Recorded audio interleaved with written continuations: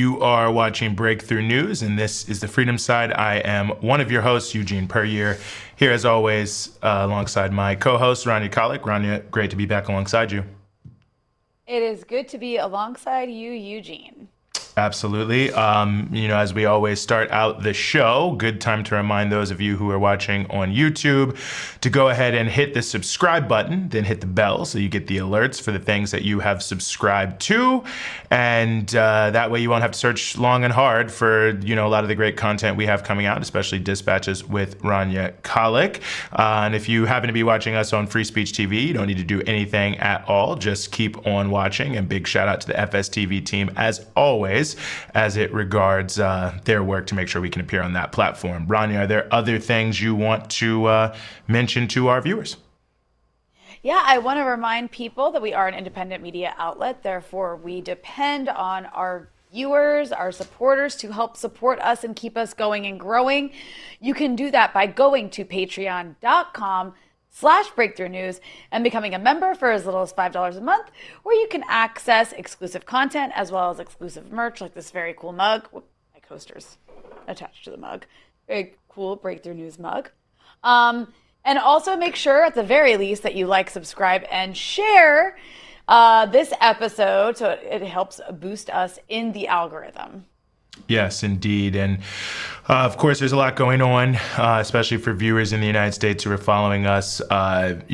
I just want to note here that 51 people have been killed in Gaza today and millions are still on the brink of starvation. And we will be discussing that later in the show. But of course, 2 Israeli embassy staff were shot dead yesterday evening. I believe it was Wednesday evening, maybe early morning hours of Thursday, but I believe it was Wednesday evening by a gunman who at least purports to be have done it because of what's taking place in Gaza. Obviously, there's a lot to be said, a lot that's not known. There's a lot of things that are being said about this person, Rania, but obviously something that's on the front of many people's minds. Yeah, and I have to say, Eugene, this is the kind of, a really horrific violence that just reflects how the genocide in Gaza is ricocheting outward far beyond just, Israel-Palestine. And it's fueling chaos and horror territorially beyond that place. And I have to say, I'm also deeply concerned about how this administration and Israel supporters will exploit a moment like this to really smear the broader movement for Palestinian rights. Because, we're already seeing, or we've been seeing, attempts to criminalize dissent. And in today's political climate, especially with Donald Trump leading this kind of far-right resurgence, it's a pretty dangerous path forward, given what we've already seen. But I also want to say that our focus is going to remain on Gaza for now, where, like you said, over 50 or at least 51 people have been killed just since this morning. And before that, we've seen 100 Palestinians or more killed every single day as starvation is being used as a weapon to try to forcibly displace the entire population of Gaza. The Israelis are quite openly saying it.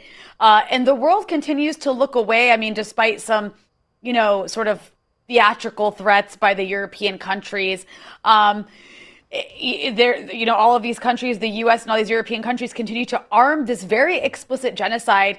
And the Israelis are really just crossing every single line as much as they can and getting away with it. So, I think that's the most urgent thing to focus on right now. But it is just awful to see this sort of thing taking place, like shooting and killing in the street, because of this genocide that is so preventable. Like, it could stop tomorrow, and all of those, things that are ricocheting from it would stop as well. But it just, it keeps, going forward like a wrecking ball. And it doesn't seem to have an end in sight. And it's so heartbreaking and infuriating and just tragic to see that this is where the world is going, where 2 million people can be live stream starved to death. And the leadership that is doing the starvation is saying openly why they're doing it. And everyone's just kind of shrugging their shoulders. I actually just saw a headline about I think it was the Israeli deputy speaker of the Knesset, suggesting that women and men in Gaza be split up so the men can be executed. This is the kind of rhetoric coming out of mainstream Israeli political society. And the reason it's happening is because they're committing a genocide openly and nothing is being done to stop it. Yeah. No, I think that's a well taken point, and we will return to this issue in just a bit here, and we do have some live testimony we will bring in from Gaza and the current situation. But first, we want to turn to an anniversary that happened this week, a little known piece of labor history in the United States that, as we're talking about 250 years of the history of this country since the Battle of Lexington and Concord this year, I think deserves to be much better known in terms of the annals of what we're taught, and that is the Matewan Massacre, as some people call it, the Battle of Matewan, part of the West Virginia Cold Wars. And we are very, very honored to be joined here by Eleanor Goldfield, who's a journalist and award-winning filmmaker. Eleanor, thanks so much for being with us. Thanks so much for having me, y'all. Well, great to have you here. And, I know this has been an area you've done a lot of excellent reporting on, both the history, past and present, of many of these areas in West Virginia and coal country. And Monday, the 19th, was, not only Malcolm X's birthday, but also the anniversary of the Battle of Matewan. So I wanted to just talk about this because I feel, Eleanor, this is such an important part of the history of this country that's not told, of working class people. So maybe just to jump into it, give us a sense of what this was about. What were the stakes of this battle? What was the situation for coal miners, in the early 1920s? Why is this important history for us to know? Yeah, absolutely, Eugene. So I think to kind of boil it down in a bite-sized manner. So the Matewan Massacre, some people call it the Battle of Matewan, but I don't really like that term. It suggests that there were even sides. It's a precursor to what became known as the Battle of Blair Mountain, which was the largest labor uprising and really the largest armed insurrection in the United States outside of the Civil War. And so it's purposefully covered up, right? Because bosses don't want you to know that you could just, like, along with your comrades and workers, pick up arms and shoot at the people oppressing you. So the Matewan Massacre was a precursor to that in 1920. And what happened was that there had been a lot of union organizing, basically the UMWA, the United Mine Workers of America.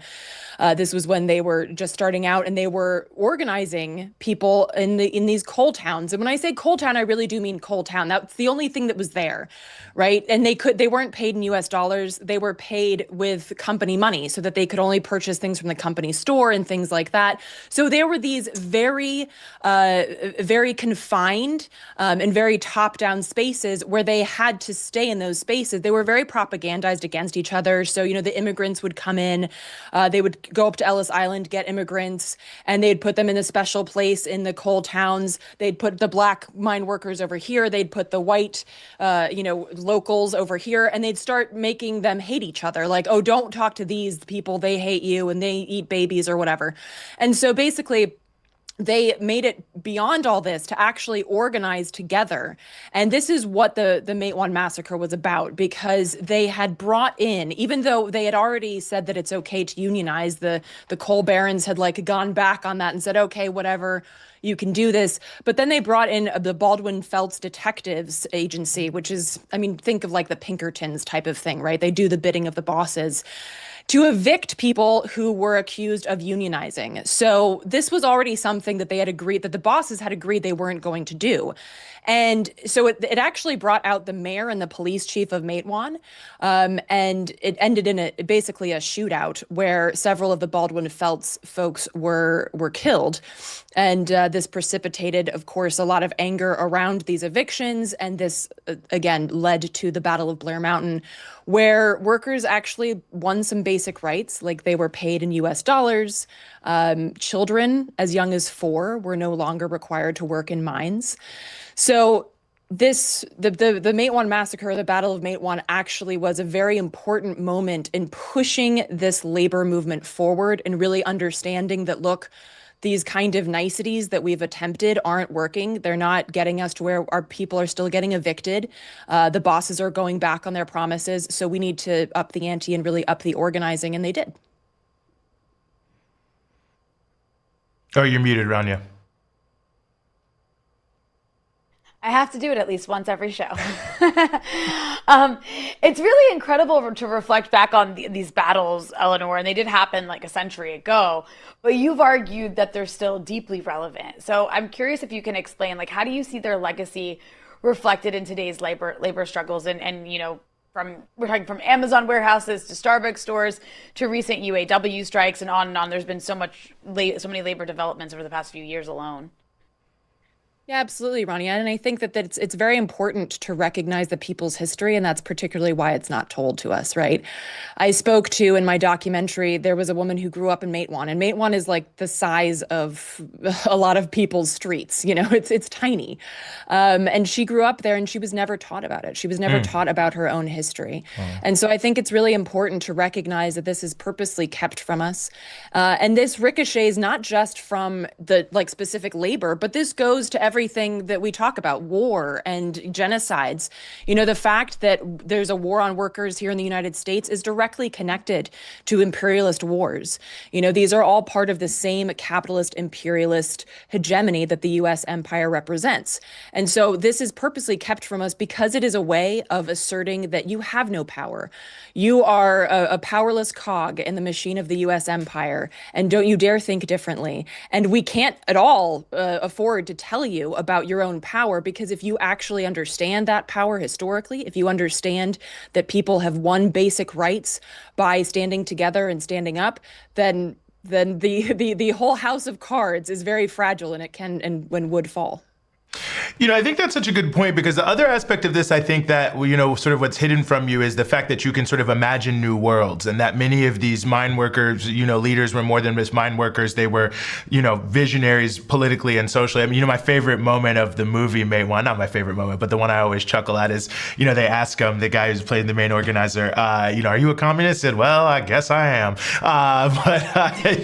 Nonetheless, it's in the context of him saying that workers have the right, to the fruits of their own labor, essentially, and how it's playing out. And, you think about Mother Jones, you think about all of the different people who have come through over the years who many people don't know. But that also feels like an important part of why this is hidden history, because when you start to look at the people who were leading it and the type of world they were saying we should move towards, it's not exactly out of Forbes magazine.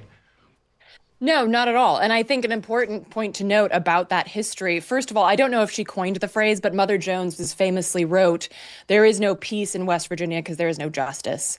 And another important thing to note, the term redneck, just speaking about the lack of learning history and also the twisting of history. So, for instance, the term redneck, a lot of people have very disparaging ideas about what that means. But the original term was literally these workers, black, white, immigrant, tied red bandanas around their necks so that they could identify each other. Because when things really hit the fan at the Battle of Blair Mountain, there were tens of thousands of mine workers going up against 3,000 federal agents and things like that. They brought in planes to drop explosives on the mine workers. So things were really intense, and they needed a way to recognize each other. So they were like, here, tie these red bandanas around. And so the term redneck is actually a very radical labor organizing leftist term, but it can't be known as that, right? So now it has this really derogatory term that's really used more for the far right than anybody else. And so again, this just shows us not just about forgetting history and the danger of that, but the twisting of history to fuel the propaganda of the U.S. war machine. And that's the U.S. war machine domestically and in foreign terms.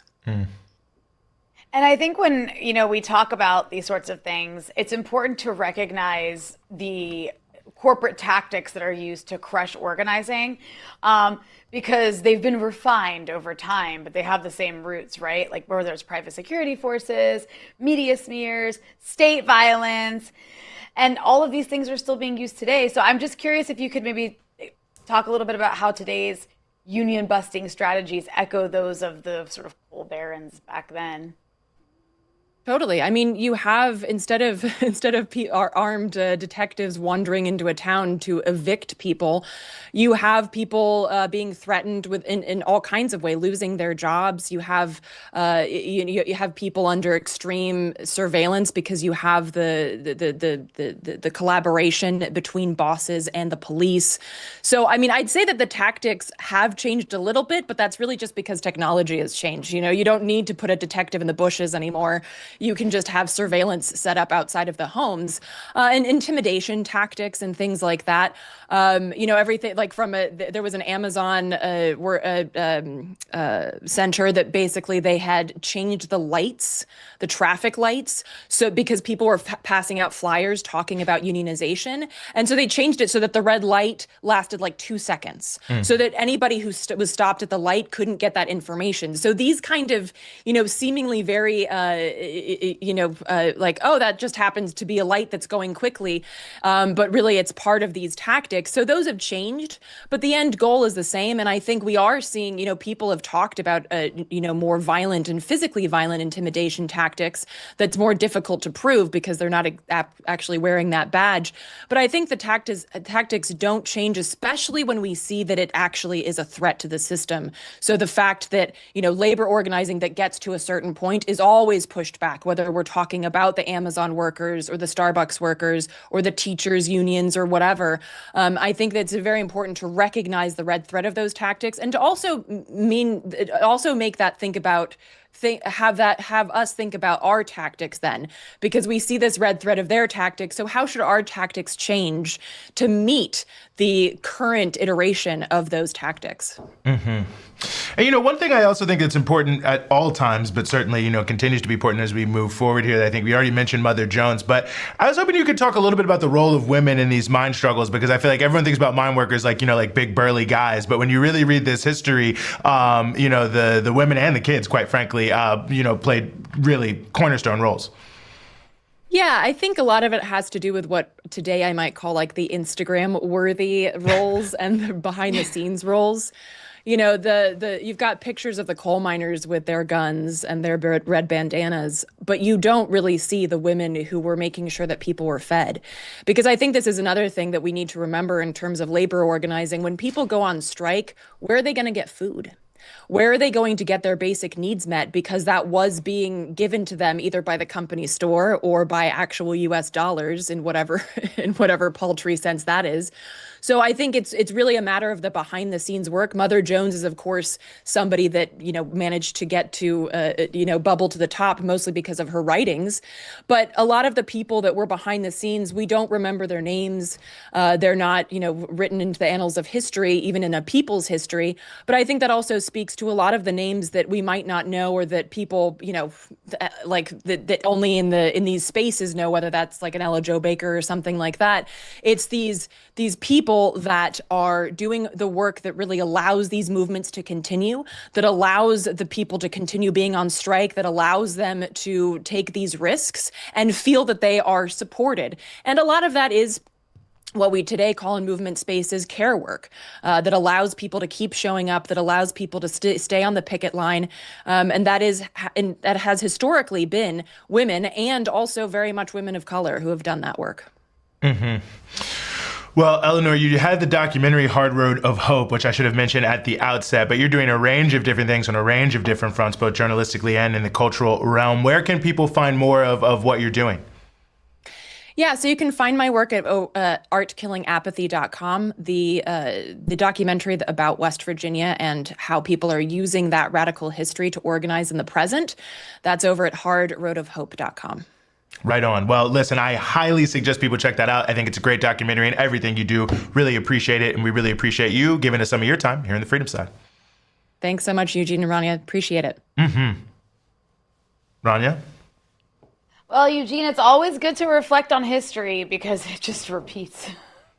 Yes, it really does. And this is one of the more interesting, Cabin Creek, Paint Creek, Blair Mountain, Matewan. I mean, if you know about labor history, these are like legendary names, but it's been totally whited out from history. I mean, I'm lucky enough to be from a place in Central Virginia where a lot of people, as the mine started to close down, migrated there. So, a lot of people I grew up with, their grandparents, for instance, were, a part of some of these early, moves. And I think there's a lot of history of interracial cooperation in the United Mine Workers, which is worth looking into. So, we're talking about Trump says everything about 250 years of American history. I bet you they're not going to raise up the UMWA and the mine workers who were fighting for their rights. But nonetheless, big shout out to Eleanor and big shout out to everybody who's doing this work. It's a great museum, by the way, Mine Wars Museum there in West Virginia, that if you get the chance, is very worth checking out.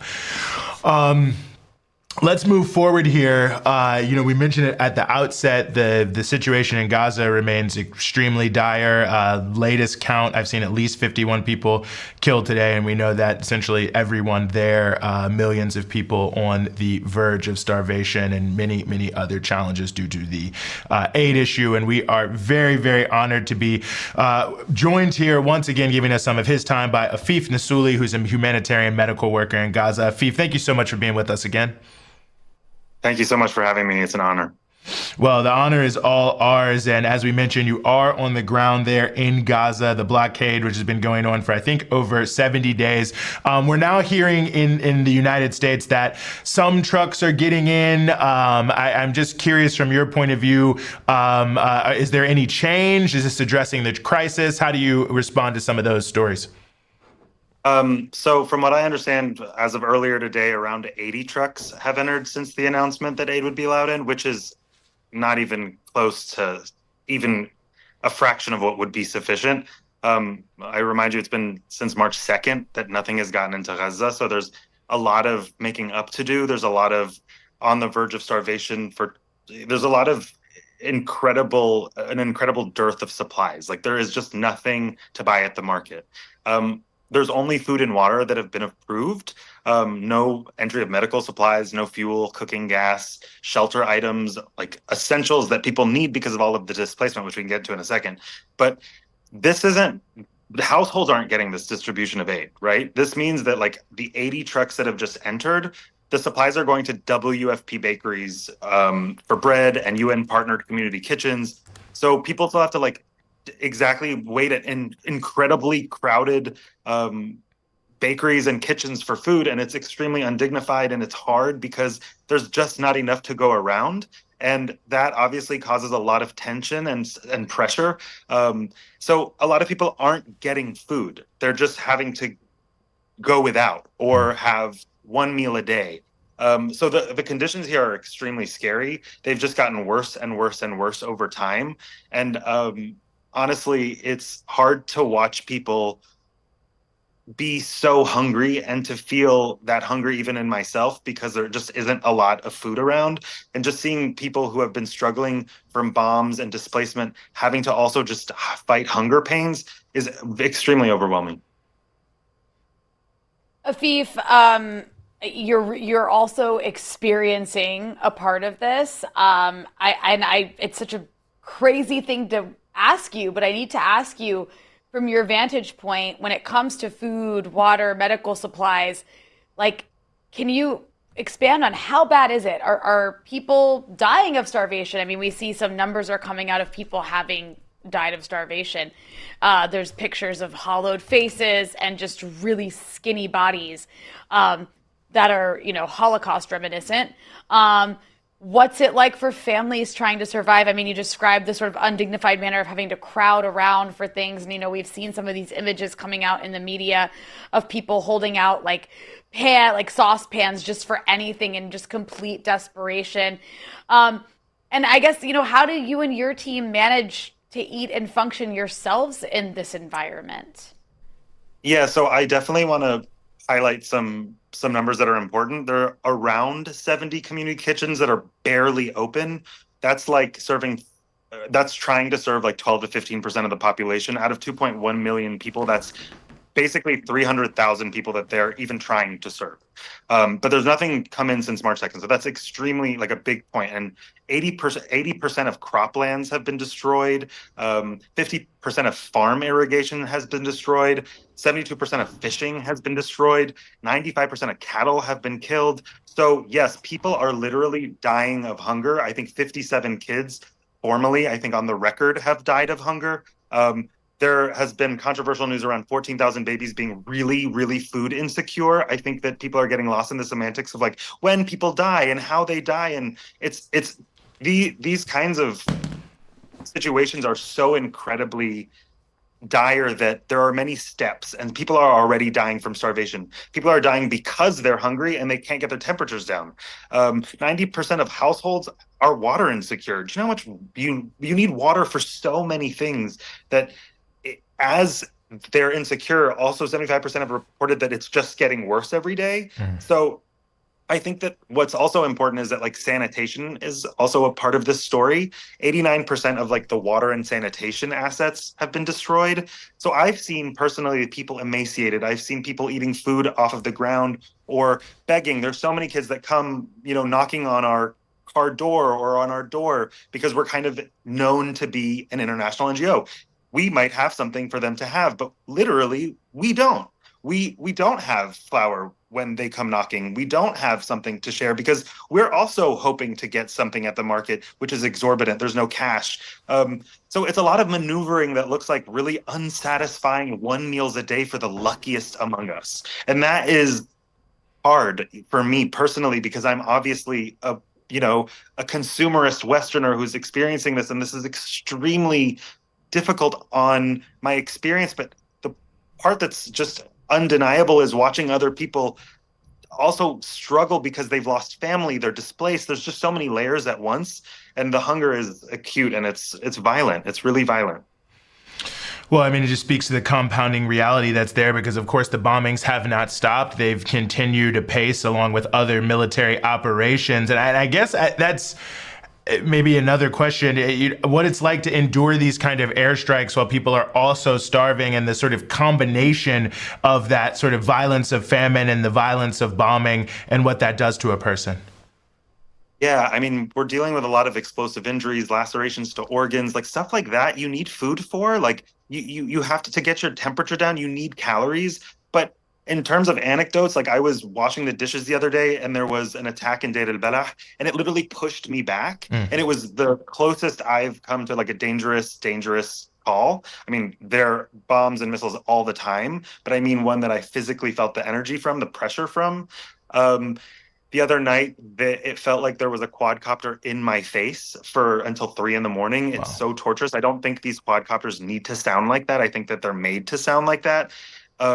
So you have bombs that are not stopping. You have quadcopters that are getting people that are unarmed civilians running either home from getting something from the bakery or something of the sort. And then you have all of this displacement, and then you have all of this hunger. So it's like I said, it's layers of stamina, of like hopelessness, of literally physical pain, and also grief because so many people are dying. We all know someone who has either passed or someone who is grieving, someone who is in the hospital in a coma. There is just so much pain right now that it's hard to put into words, obviously. Afif, there's also been, as I'm sure you've seen, reports that some of the very limited aid coming in is being looted. You'll have this like obsessive focus, especially by the Israelis, on like Hamas is going to loot the aid. But in this case, there's reports about aid being looted or obstructed by these sort of criminal gangs, and actually possibly with Israeli cooperation. And I'm just curious, what's the word on the street there? Are you hearing anything about that from the people around you?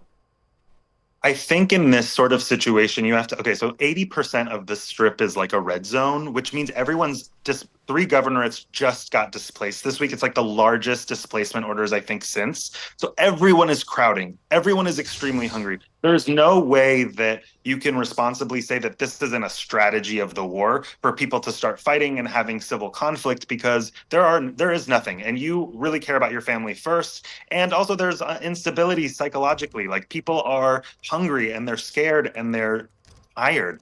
So the fact of the matter is we just put that to the side. There have been reports that there are collaborators. Of course, there are something like that in every society where you kind of are familiar with the types of men who are just going to be like, you know what? I am going to work with the only people that have control, and that's the Israelis. They're literally controlling everything from the air, water, and land. And, there are some people that have always collaborated with them. I think that it's really funny that there's a lot of blame on Hamas all the time when it's actually really seemingly their eyewitness accounts of Palestinians entering Rafah, where it's like the Palestinians that could be entering Rafah have to be like maybe possibly definitely collaborating, because how else would they be able to enter? And so it's kind of like, it's kind of all hard to say on the record and tell you that I know for sure, because I don't know for sure. But I think it's quite obvious that in a situation like this, you're going to have people who are the haves working with the haves, and the haves are Israel. They're not Hamas right now. That's just not what's going on. And I think that that's just, human nature, and Palestinians have the right to be betrayers sometimes too. They're just like everyone else. We're starting to see some governments speak out, the EU, other sort of European countries condemning the use of starvation as a weapon. I'm curious, I guess, two questions. I mean, one, how are people in Gaza responding to seeing some of these points that are now being made? And I think maybe related to that, what are the things do you think that people there on the ground really want people to understand, or that you yourself want people to understand about what's happening right now, as opposed to how it's mediated by the media oftentimes?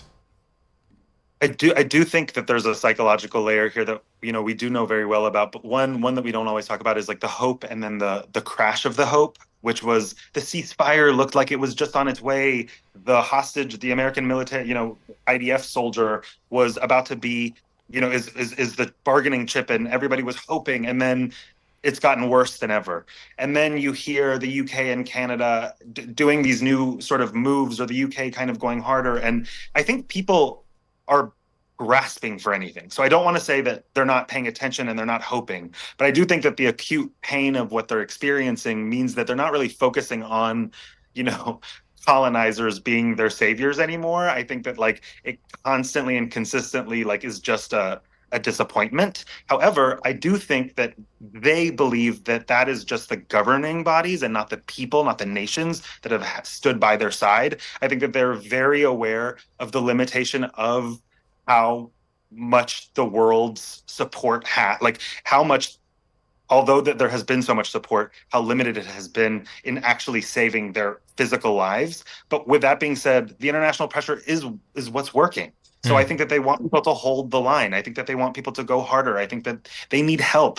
This place needs help. And I think also it's important to say, it's about Gaza. It's about people in Gaza. It's not about us. I think the sometimes we get really, we have the habit of making things about our feelings and how we feel about what we're doing, but people are literally dying. It's urgent. I think the things that we need to do need to be strategic and need to really focus on helping people not be starved and not be killed by unnecessary amounts of airstrikes. And I think, honestly, to close, it's just keep the international pressure as hard as possible, because it seems like it could be working, but we just have to wait and see.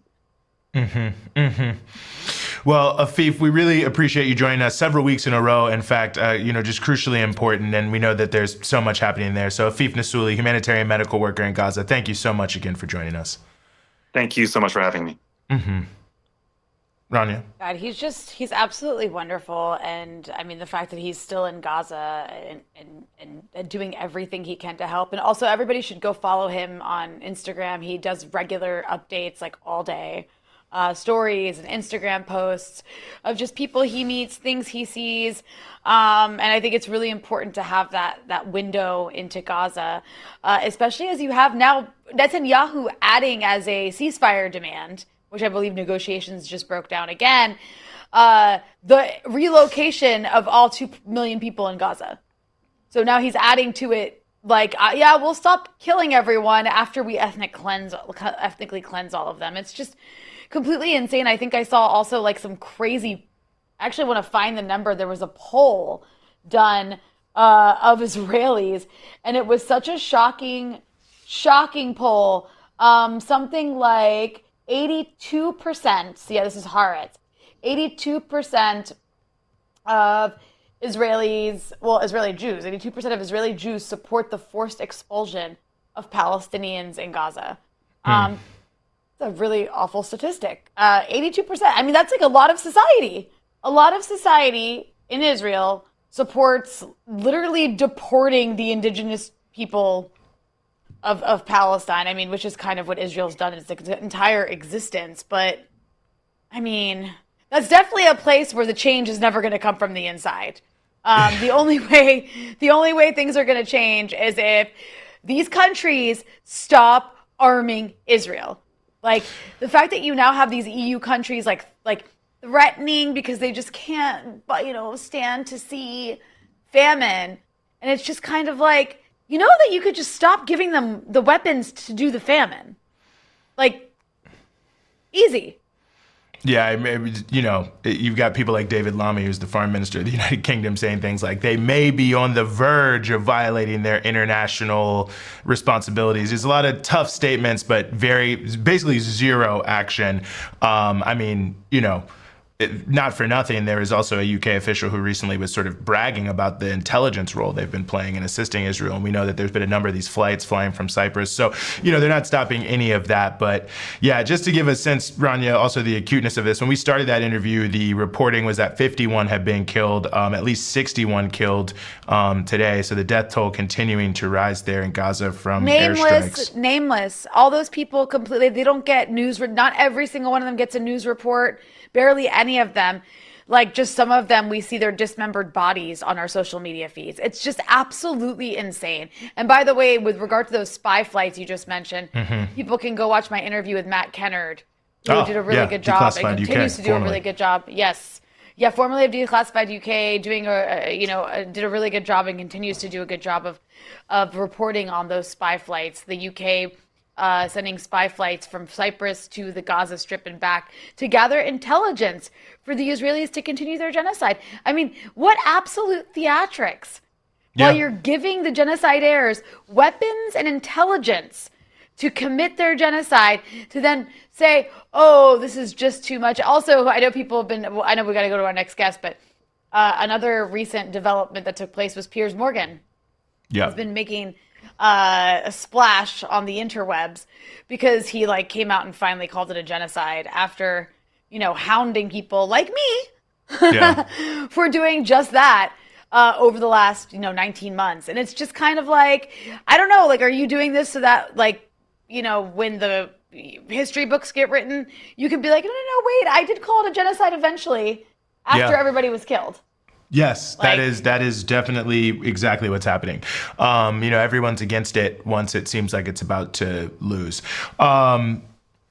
I'm going to leave that there for the time being. But, one of the topics we talk a lot about here on this show is the alliance of Sahel states and the new movements happening in the African continent against neo-colonialism. Well, another country that actually, good chunk of it is in the Sahel, is Eritrea, which will be celebrating its 34th anniversary of independence this upcoming Saturday, the 24th. And many people say that there's some parallels from the Eritrean experience over their 34 years and some of the new movements in Africa today. So we thought it was a good time to get into all of that and more, and we are very, very honored to be joined here on the show by Dr. Gideon Abe Asmaram, who's an Eritrean American and also an associate professor at Virginia Commonwealth University, VCU in Richmond. Dr. Gideon, thank you so much for being with us. Thank you for inviting me, Eugene and Rania. Nice to join the two of you. I am an admirer of your show. Thank you very much, and happy Independence Day. Yes, absolutely. And we appreciate you joining us. And I guess I wanted to start a little bit with my introduction. I mean, a lot of talk, and rightfully so, about what we're seeing in Burkina Faso, Niger, Mali, the alliance of Sahel states, and sort of a new wind sweeping across Africa against neo-colonialism. So 34 years later, Eritrea, which has quite the reputation for self-reliance and Pan-Africanism, I wonder what you think this 34 years of Eritrean experience has to offer to those who are just emerging in the last couple years on the continent against neocolonialism? Well, I have to say they have to stay the course. Opposing imperialism and neocolonialists is not an easy task, and Eritrea is a prime example of that. When you try to swim against the tide of imperialists and neocolonialists, you would be bad-mouthed, given all kind of names that tarnish your image based on disinformation, not based on facts. So anyone who wants to chart their own independent course have to stay the course. Because as Abdurrahman Mohammed Babu, the late Tanzanian minister and journalist, had said long time ago, in fact, 1985, this would be the 40th anniversary of his visit to liberated Eritrea. This is about 6 years before independence, had said that he had seen the future of Africa in Eritrea and it works. So it's not an easy task. This alliance of Sahelian states, by the way, the Sahel starts from the Red Sea, goes all the way to the Atlantic, and part of Eritrea, or most part of Eritrea, is part of the Sahel. If you are going to swim against the tide of Western imperialism, you need leadership that are courageous, corruption-free. Secondly, you need to chart your own independent foreign policy. You do not have to dance to the tune of others. Secondly, of course, you have to be self-reliant. The moment you depend on others to finance your budget, to do your work for you, your homework for you, just like the English saying, whosoever pays the piper calls the tune, you would not have independence of mind. Cultural identity. We as Africans have to remain ourselves. We shouldn't sort of scramble to be cheap imitations of the West. So in that sense, we should respect ourselves, we should respect our language, we should respect our indigenous progressive culture. The culture that says for the community rather than for me. That means this egocentric behavior that we see in the West. It's foreign to Africans.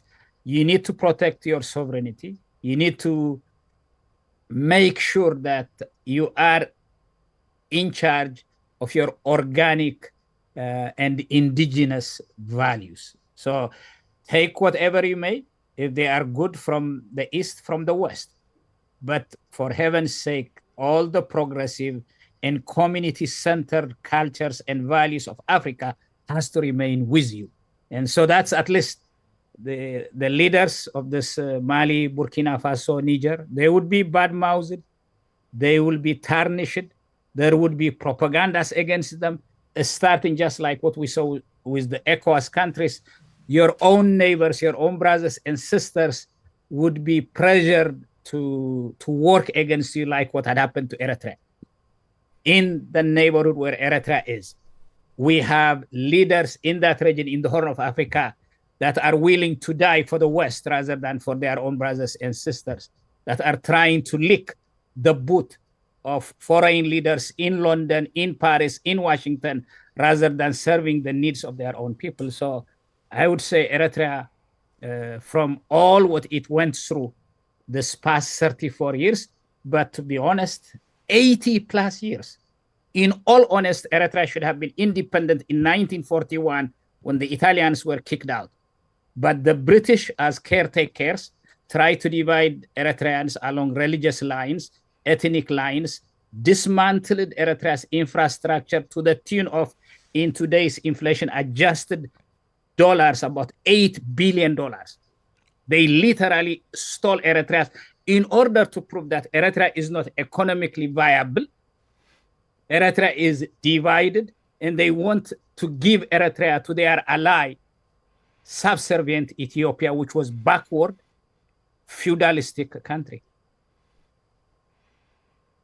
So when we talk about Eritrea and some of its neighbors and then surrounding African countries beyond just its neighbors, you know, Eritrea has a higher life expectancy, higher literacy rate, higher employment rates than even some of Africa's richest countries like Nigeria, even South Africa, and some of these social categories.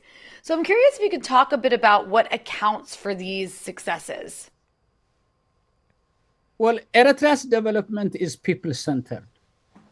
The ideology of Eritrea is social justice. We shouldn't be focusing on the haves, neglecting the have-nots. So in that sense, since independence, out of its meager resources, and irrespective of all the pressures that it faces from those that do not want it to prosper and live in peace, Eritrea have free education from elementary all the way to university level, So an Eritrean student who is doing really well does not have to worry about financing her education. Secondly, health services is free. The country is not wealthy, but it doesn't want to compromise the health of a single child, a single mother. Therefore, you have free health services. Secondly, the development in Eritrea is bottom up.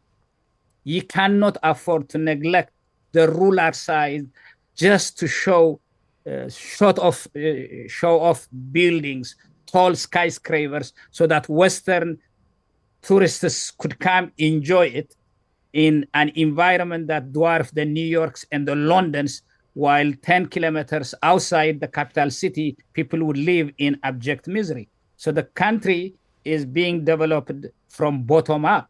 So in that sense, this literacy, high literacy, particularly the post-independence youth in Eritrea are highly educated. There is the gender equality rate there. So now it's almost 50-50. In the old colonial time and Ethiopia's occupation, women was neglected and other things. Now gender equality is at the core. And because of this, you would see this maternal mortality rate had decreased more than 80%. The number of schools, to give you an example, when I was going to school in the 1970s, Eritrea had 3 secondary schools outside the capital, 3. Now that is about 120, 114. If you educate your children, if you take care of their health, the rest is going to be corollaries of it. So if you focus on the population based on social justice to make sure no one is left behind, you would do the miracles despite the challenges and the economic hardships the country is going through. Mm-hmm. You know, Dr. Gideon, the last time I was in Asmara, I was there when President Isaias was in Moscow. It was a big topic of discussion. And of course, Eritrea has been very engaged with a number of the BRICS nations. I think Eritrea is actually now chairing the AU group at the United Nations, member of the Group of Friends in Defense of the UN Charter, which also includes many BRICS nations. So even though it may be a small nation on the map, very involved diplomatically, both on the continent and around the world. And I guess I just wonder how you reflect on the role Eritrea is playing and could play in this evolving multipolar world and on the continent as we at least hopefully move towards greater African unity, which I think many people would like to see. Well, when it comes to speaking for justice, when it comes to speaking for equality, size shouldn't matter.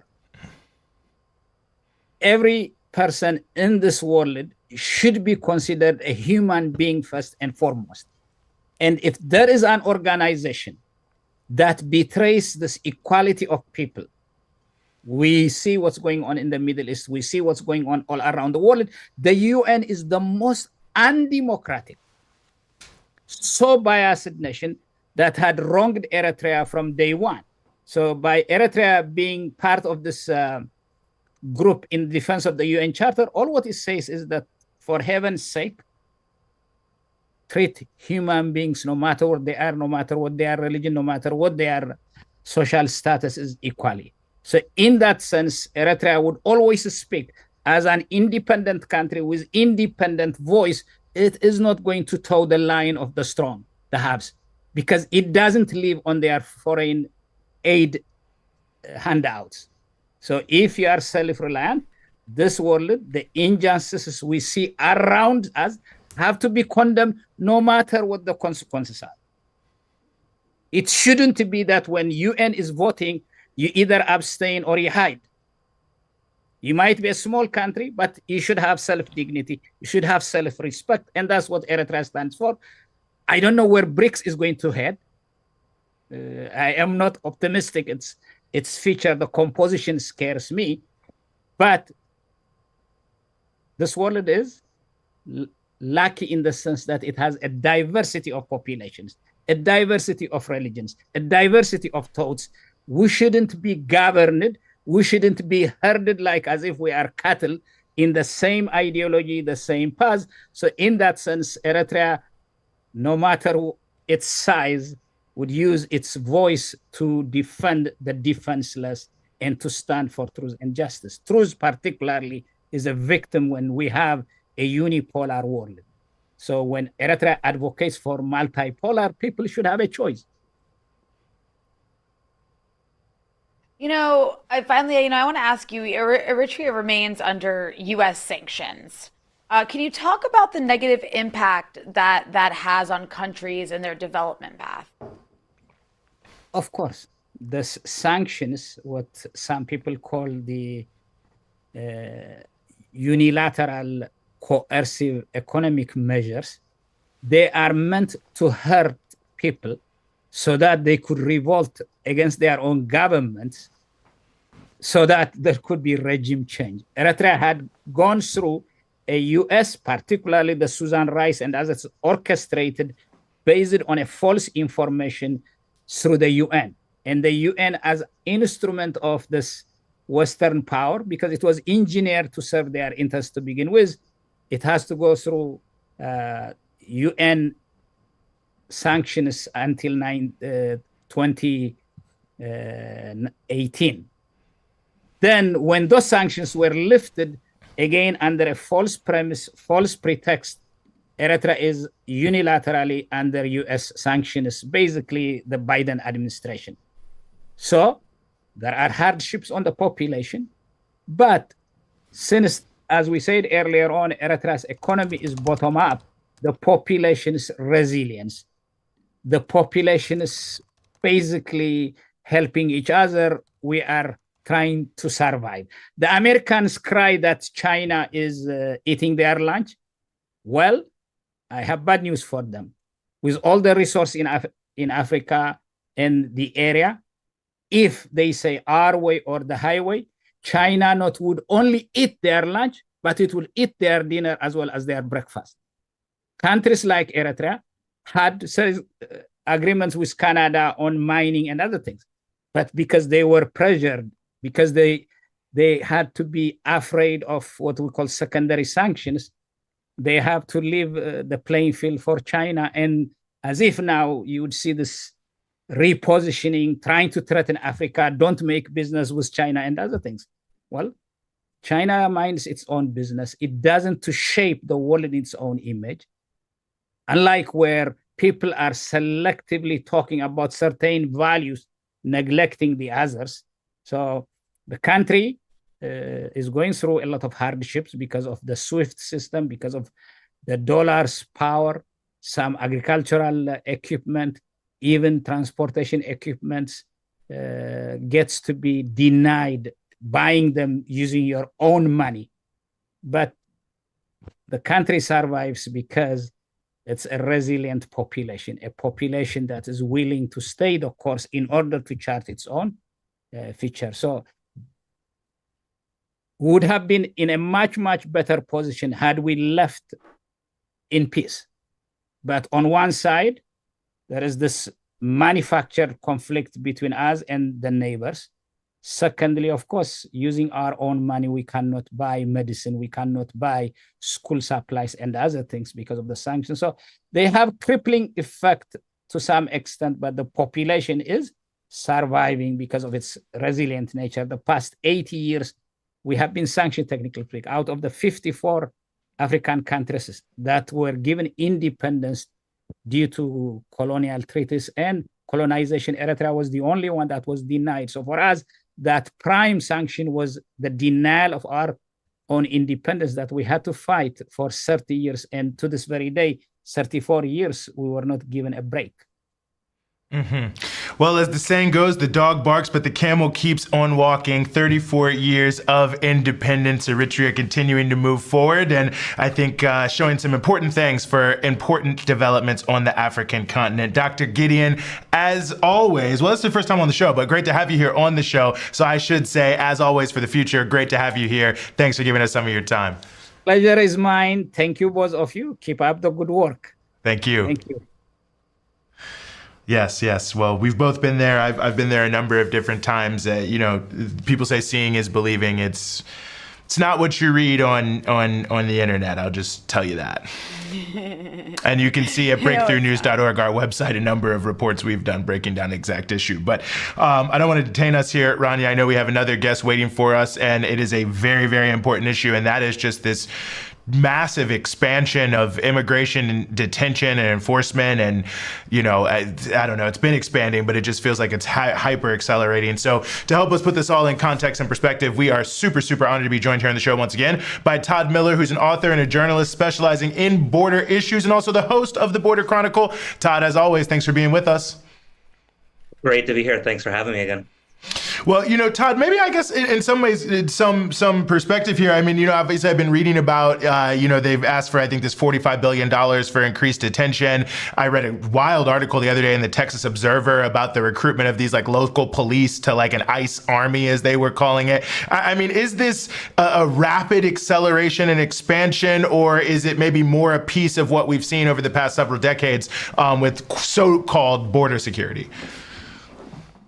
Well, both. I mean, both. A bit of both to it. Yeah. On one hand, yeah, the when you looking at the Trump era, which is what is it, 3 months? Mm-hmm. It's only been here about 3 or 4 months at this point. It's important, to think of it and look at it and frame it that Trump will come in. He has a flair for the dramatic. He's going to say things that are hyperbolic at times.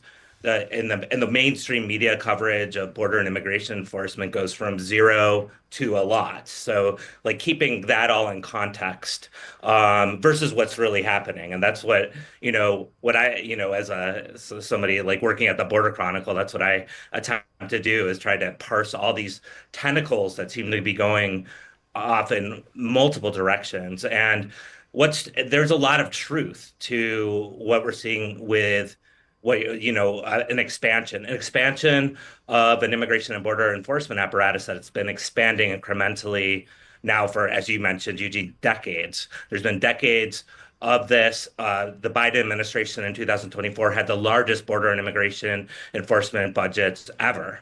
So you got to keep that in mind. But when you think about, for example, training police, sheriff's departments in different counties in what are called 287G agreements. These are agreements between ICE and police forces. They have been around for quite a while. When Trump took office, there was 100 and something, I can't remember the exact number, but 130 or something like that, 287G agreements. They've accelerated now to over 500. So that's the quadrupled these agreements, basically deputizing police to do immigration enforcement. That's how you can look at that really simply, right? There was a bill that passed today, this morning in the House. It has to go through the Senate, but it's calling for something like $150 billion over the next 4 years for border and immigration enforcement that will be infused into the annual budgets. And if this happens, it'll probably close to double the budgets. And what they're proposing is finishing the border wall. Right now, there's about 700 miles on the 2,000-mile U.S.-Mexico border. So I guess they're talking about finishing the rest of it. Bringing in all kinds of layers of technology has been done for years and years. Hiring new Border Patrol agents, increasing ICE detention significantly. Increasing the capacity to deport people.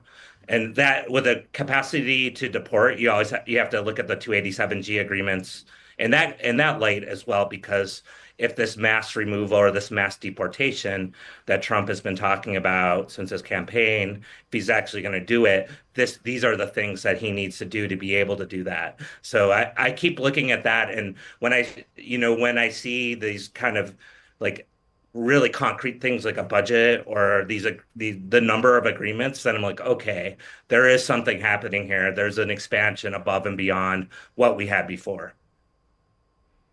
It's really, really alarming. And, you've covered the evolution of this, and I do want to get to the evolution of it a bit, Todd. But I want to ask you if you could talk a bit about ICE.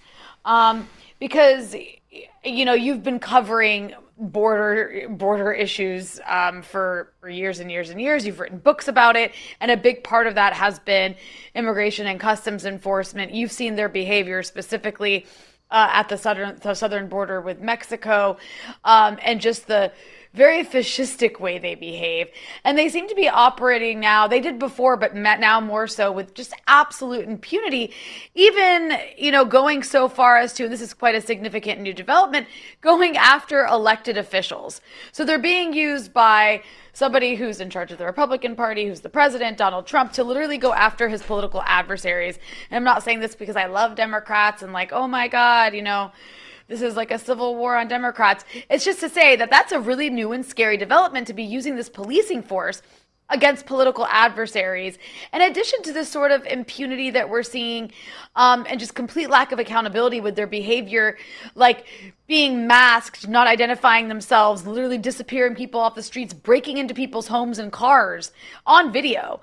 So I guess, what does this say about the sort of growing lawlessness, if that's the right word to use, of federal immigration enforcement, and this kind of erosion of democratic norms? And it didn't just come out of nowhere. It didn't just start, a few months ago when Trump came into office. This has been building and documented for a while and warned about.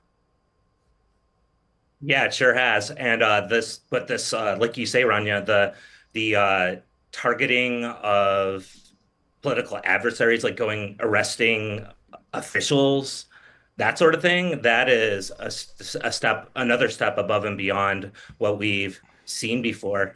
I remember at the end of the last Trump administration in 2020, when there were protests around the country after George Floyd, and in Portland, unmarked vehicles of this was Border Patrol. So Border Patrol and ICE, let's just be clear, they work hand in hand with each other.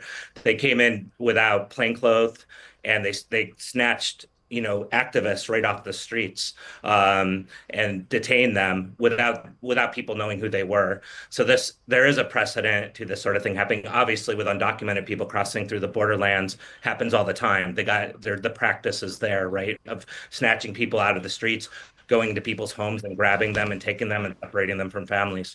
But we're at a new level, and ICE itself, I look at, you have Customs and Border Protection, which is in charge of the borderlands, which is, you have to consider the borderlands 100 miles inland, right? So the 100-mile zone that surrounds the entire United States. And then ICE does the operations. They're like the internal border patrol, if you can put them in that way. They do not wear uniforms. They do not wear uniforms. This is one of the huge, they do not travel around in cars that are marked. They have been for the entire existence since 2003, this sort of undercover, underground, but out there institution or agency that really they're designed to go and, like I said just earlier, go into even people's homes at 5 o'clock or 6 o'clock in the morning, like a military unit, and just grab people out of their homes in front of their children. They do this all the time. So the fact that they're now translating this to maybe Trump's political adversaries or elected officials that are against what Trump is doing is it's not a surprise, in the sense that is what they do. And I'm interested, to see and we should say also activists, right? Anybody who's involved with Palestine, for example, you watch out if you're involved in Palestine and you leave the country and you come back, or that sort of thing, because people involved with anything to do with Palestine liberation are being targeted by the immigration apparatus and ICE particularly. So I don't know. It's worth just keeping an eye on, but these are some developments that are shocking. And, before we let you go, Todd, I also was hoping you could give us some context on the military role here, because, I know they passed this thing and there's like the strip along the border, and they've now military's maybe gained some new rights or whatever that may be. But I don't know, to me, it seemed very vague. So, it seemed sinister, but it was a little hard to parse. Yeah, so the Trump administration declared that the border the border zone, which is called the Roosevelt Reservation. It's a buffer zone, like a 65-foot buffer zone right along the international boundary inland. They've declared that a military zone. It turns out that it's actually more than the 65 feet. It's going further in. And by military zone, it becomes like a military base. So in parts of the border, so I should say, this is right now. It's been implemented on the 170 miles of border between New Mexico on the New Mexico border, New Mexico border, and a portion of Texas. That's where it is right now. Supposedly, these zones are considered military bases. So with supposedly there's no trespassing signs. I say supposedly because I went and looked at the New Mexico one myself last week, and I didn't see any signs. I didn't even see any military. But that's the claim that's happening. So if you cross the border, like say you're a person crossing the border, and you cross into a military zone, you're breaking a trespassing law. That's what they're saying, and then you can be arrested with a felony charge. If you're also just a person like a journalist as well, like myself, and you cross into this militarized zone, you could also be given a no trespassing charge because you're going into a military base. So it seems it just happened a month ago. Like a lot of these tentacles of the Trump administration, there's a lot more bite than bark. They did try to charge, I think, like 200 people crossing into New Mexico with a no trespassing charge. It was dismissed by a judge, saying that how could they possibly know there's not enough signs? But overall, we're going into decades of border militarization. And almost a new, if they're to turn that border zone into military bases, we're looking at a new phase of border militarization on top of a very militarized zone as it has been incrementally built up over the last 2 decades. In fact, like you look at the 100-mile zone, and the border isn't a 100-mile zone. Some people say it's a constitution-free zone or a constitution-mangled zone because your Fourth Amendment rights not to be searched nor seized are exempt, as one Border Patrol official put it to me one time. And the Border Patrol can stop you and put up checkpoints and that sort of thing. And you can already see evidence of deep militarization. So this would be just another layer upon that. It again, like a lot of the stuff, it remains to be seen what actually happens. Absolutely. Well, a lot to keep following, a lot to see, a lot about all of this, and we will continue to follow it. And thankfully, we have you, Todd Miller, following it at The Border Chronicle, where you are the host. And thanks, as always, for giving us some of your time here in the Freedom Side. Thank you so much. Rania? Well, Eugene, Lebanon got bombed today. Really? Wow. Yeah. Amongst everything else. A lot of bombings in the South today. Like a friend of mine was messaging me about how she was like driving from the South as it was happening, and it was really frightening. And I'm just like, oh, this is a ceasefire. Wow. There's just so much happening all the time. Like yesterday, I couldn't keep up with the news because it feels like a week ago now, but the South African leader was visiting the U.S. and there was the whole white genocide thing.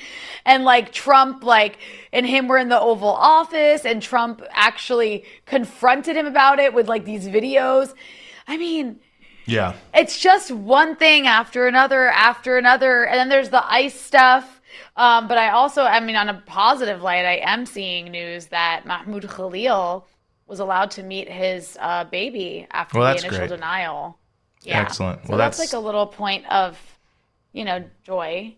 Indeed. Even though it's still being held. But yeah. Indeed. Harvard blocked from enrolling international students today by the Department of Homeland Security because they are, and this is just a quote, I'm not saying this is true, but they are, quote unquote, fostering violence, anti-Semitism, and coordinating with the Chinese Communist Party on its campus. That's from Kristi Noem, the chairman, or the Secretary of Homeland Security. I'm sorry, that China thing came out of left field. It really I was does, doesn't it? Yeah, okay. Like, And what then is even China? going on? So escalating tensions there. Well, we'll have to keep following all these different escalating factors, Rania. We'd be here all day if we tried to track all of that. I think this brings us to the close of our show. Are there things you would like our viewers to know on the way out? Yes, as usual, I want to remind people to smash that like button. Smash It helps that boost us in the like algorithm. button. Music to my ears. And also make sure that you subscribe to Breakthrough News, that you share this episode, and if you support independent media in these very difficult times when it's just a tsunami of constant lies and character assassination and smears and cover up. I mean, let's not forget silence in the midst of a genocide, which often happens as well, is as bad as smearing the people being genocided. So as the media kind of ping-pongs between those two sort of formats of dealing with Gaza, we here at Breakthrough News are not corporately funded. We are supported by our viewers, so you can help support us so we can keep going and growing by going to patreon.com/breakthrough news. Keep independent media alive. It is more important than ever. Absolutely. And big shout out to all of our existing patrons for everything you've already done. Big shout out to all our guests. Big shout out to all of you who are viewers on behalf of myself, Rania, and our whole Breakthrough News team. We will see you next time.